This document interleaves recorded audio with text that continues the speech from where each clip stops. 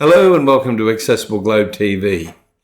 As I said, we've been travelling and I want to tell you a little bit about that experience in just a second.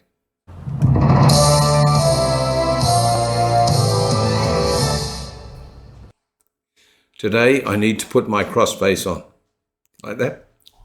I want to tell you about an experience we had coming back into my home country of Australia and how difficult it was. Because we film, we take a lot of equipment with us. And that equipment is up to 90 kilos of equipment. When we came back through Brisbane for the third time, I was pulled aside to have all our bags searched and our phones checked and so on and so forth. Now, before we start, I totally understand and support that Border Force has to protect our borders. They have a job to do. It's a valuable job, and I support that job. However, this is the third time this has happened to us. They don't make any note in their computer that they've done it before and they didn't find anything wrong. I think what they were looking for, to be honest, was whether we were making any illicit videos because we had video equipment. I told them I'd been to Thailand for a disability expo. I told them I'd been in the Philippines doing things with disability. Did they ask to see evidence of that? No, they didn't. Did they take notice of our business card, which said what we did? No, they didn't. Did they check if the Disability Expo was on in Thailand at the time that I said we were there? No, they didn't. So they said to me, look, we're going to have to keep you and we're going to have to look through all your stuff and we're going to have your phones tested.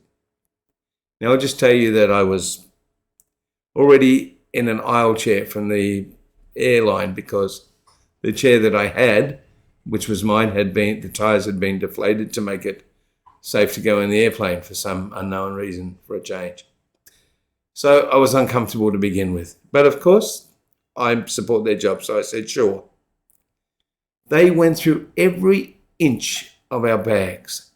And to my mind, they asked some crazy questions. I had a stack of business cards, which came from the Disability Expo, which, by the way, would have showed them that I was at a Disability Expo if they'd bothered to think about it. And they asked me things like, who's this person? I don't know about you guys, but I'm sure you've been to places where you're given lots and lots of business cards and you can't remember who they all belong to, if any of them. But that was the case with me. Okay, you think, well, that's not that bad. No. But our producer, Nigel, was outside waiting for us in the car. I was not allowed to call him. I was not allowed to phone him to say we were detained. By the way, we were detained for over 5 hours. Why? Because they decided to check out our phones by putting them through an automated system where they get to look at everything on your phone and see if there's anything wrong. So much for privacy laws, by the way. And I say that because I asked to be there with them, but I'm not allowed to be with them when they're looking at my phone. Don't quite understand the logic of that. I don't like somebody who I don't know having access to all the information on my phone. There was nothing illegal on my phone. There was nothing illicit on my phone. But I couldn't be there when they looked at it. I don't know exactly what I'm trying to say here. What I'm trying to say is, I guess, that there's all this hullabaloo about privacy all the time.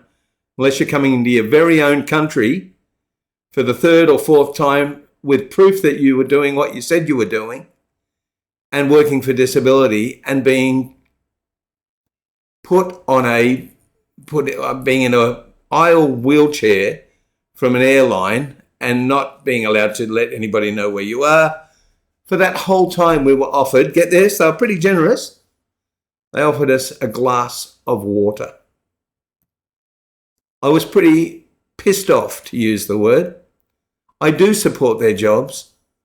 I do support what they do, but they need to handle it differently. It was a complete and utter, uncomfortable, inhumane, and certainly not good for someone with a disability, disaster from start to finish.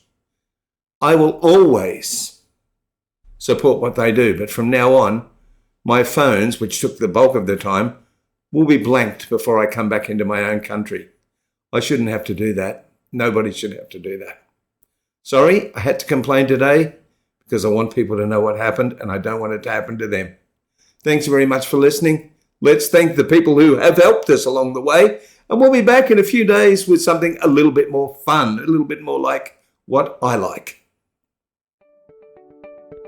If you've enjoyed our content, please don't forget to subscribe to the channel and like and share the segments. It really does help. Special thanks to Simple Solutions. They're a wonderful NDIS training organisation and also an NDIS provider. Thank you to Hello World Travel in Harvey Bay, who do all the bookings for our various travel adventures. Totally Mobile, who are there for all your mobility needs. Also, a big thanks to the National Disability Insurance Scheme.